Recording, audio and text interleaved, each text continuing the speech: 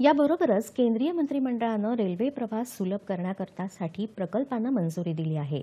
Logistic खर्च, तेल आयात आणि कार्बन उत्सर्जन कमी करण्यासाठी भारतीय रेल्वेसाठी 6 मल्टी ट्रॅकिंग प्रकल्पांना मंजुरी दिली आहे। या प्रकल्पांमुळे विभागांची सध्याची लाईन क्षमता वाढेल, परिणामी रेल्वे सेवा सुरळीत होईल आणि वक्तशीरपणा वाढेल। तसंच मालडब्यांसाठी मालाच्या चढ उताराचा वेळ कमी होईल। यामुळे वाहतूक कोंडी कमी होईल आणि रेल्वे सेवा सुधारेल। तसंच बांधकामादरम्यान अनेकांना थेट रोजगार निर्माण होईल।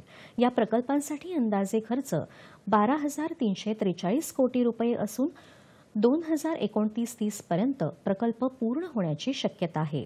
पंतप्रधान नरेंद्र मोदी यांच्या नवभारताच्या संकल्पनेच्या अनुषंगानं हे प्रकल्प आखण्यात आले असून यामुळे राजस्थान, आसाम, तेलंगणा, गुजरात, आंध्र प्रदेश आणि नागालँड या भागात आत्मनिर्भरता वाढीला लागेल। त्याप्रमाणे रोजगार आणि स्वयंरोजगाराच्या संधींमध्ये वाढ होईल अशी अपेक्षा आहे।